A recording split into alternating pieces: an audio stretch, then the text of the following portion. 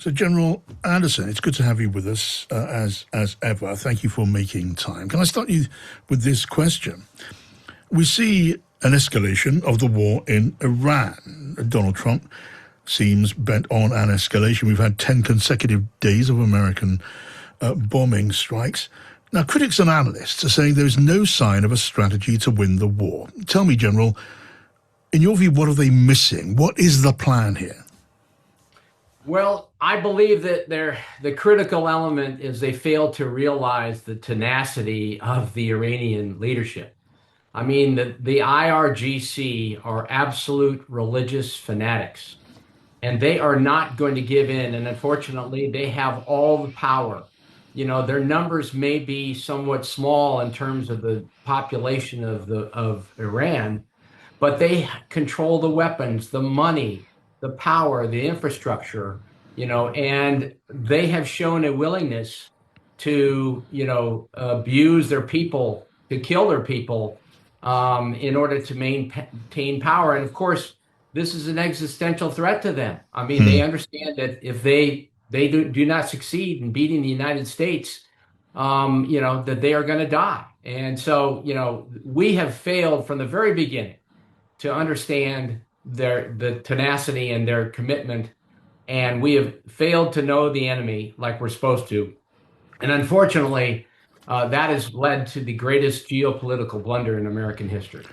Okay, so we're talking about a failure of analysis, a failure of intelligence.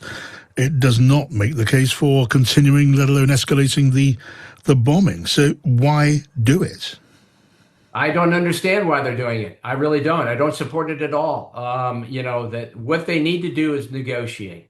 And unfortunately, the Trump administration has fired most of the key critical negotiators that we need. And now we've left the negotiations with a couple of real estate dudes that know President Trump, Jared Kushner, his son-in-law, and of course, Steve Witkoff. And that's why we're in the strait we're in. And of course, President Trump has shown himself to be totally incapable of understanding the situation. And, we are in really a lot of trouble right now because President Trump has surrounded himself with essentially sycophants that tell him what he wants to hear or don't tell him what he needs to hear.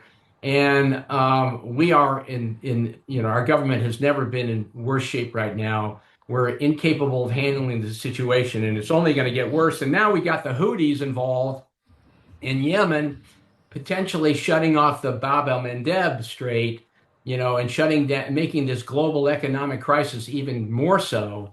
I mean, I think that we are just absolutely headed in the wrong direction. The only way to get out of it is to negotiate. And unfortunately, that's going to probably lead to some kind of a big payout, because that's really the only way that, that we're going to be able to achieve our objectives, which is, of course, to open the Strait of Hormuz and to restore the economic prosperity to the world. And unfortunately, the Trump administration seems incapable of doing that right now. Okay, now the Gulf states are being pounded now day after day. What sort of role, what sort of influence do you imagine they will try to bring to bear? Well, they're very upset, no doubt, with the Americans because we have, we told them that we would protect them and that we put these bases in their in their countries in order to do that. And it shows that we've been really incapable of doing that, that we continue to misunderstand or fail to understand the tenacity and the capability of these people. They have incredible asymmetric threats. This is a huge country, 3.5 times the size of Iraq. And essentially, it's a fortress surrounded by mountains. There's no way that we're going to be able to bond them into submission. It's never worked in the past. It won't work in the future. So what obviously the allies that we have in the United States in the Gulf region are struggling to understand what's going on. How come that we're not being protected like we need to? Because the Iranians have these incredible asymmetric capabilities. They've got $20,000 drones, and the United States has provided $1 million interceptors to take out these $20,000 drones, and they just have mountains of these things, thousands and thousands of them. And oh, by the way, Hezbollah's probably got a lot of them too. Not to mention the Iranian supporters in Iran, or in Iraq rather, So, there's all kinds of places that the support for the Iranians can occur. And unfortunately, they all have these incredible asymmetric capabilities that the United States seems unable to detect and to defeat. General, what do you anticipate America's allies, including the United Kingdom, with our new Prime Minister? What do you expect those allies to do if the war from America's side continues to escalate, even to the point of attacking civilian targets? And Donald Trump has spoken of attacking bridges and power plants, hasn't he? Well, they have very rightly stayed out of this. The United States, President Trump doesn't understand NATO, doesn't understand the importance of NATO, and unfortunately, we're showing ourselves to be unreliable allies. And so the British need to understand that they're going to have to go it alone, really, without the United States going forward, and that they're going to have to team and build relationships, continue to build relationships and strengthen the relationships with the NATO allies, because the United States has shown ourselves to be an unreliable partner. What do you mean by going it alone? Because NATO still relies on a very substantial presence of the United States military in Europe, as well as other links too, with intelligence, for example. Yes, I mean, unfortunately, like I say, we've showed ourselves to be unreliable. I believe that the defense spending needs to increase in Britain and in the other NATO countries, because the United States shows themselves, at least under the present leadership of the Trump administration, to vacillate completely to essentially their schizophrenic policies. Supporting NATO one day, not supporting NATO next, supporting Ukraine one day, not supporting Ukraine the next. I mean, and God knows what the relationship is with the Russians and President Trump. So, I mean, with all that occurring right now, I believe that the British need to step up their game, and NATO needs to step up their game, and the United States showing ourselves to be unreliable allies going forward.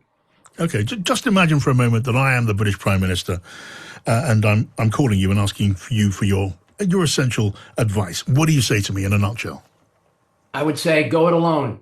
Step up the game, increase your defense spending, and we've got a new world order, unfortunately, before us right now. The United States has shown itself to be an unreliable leader and ally, and the British people need to understand that. And it's a new world going forward. I would like to think that the United States will return to normal after the Trump administration, but I'm not sure if we're ever going back to where we were before. The days of strong American leadership and a strong presence in NATO and support for NATO, I think those days are over. And unfortunately, it's a really, really sad occurrence, because I believe that NATO alliance has led to the greatest economic prosperity in the world, to include the United States, over the last 80 years, shown itself to be the strongest alliance in the history of the world. And it's sad the United States is just not supporting NATO like it needs to. So I would tell the Prime Minister, buckle up, buddy, because you're going to need to step forward, and the British are going to have to learn to go it alone. General, great to talk to you. Thank you so much. Great to be here. Thank you very much, John.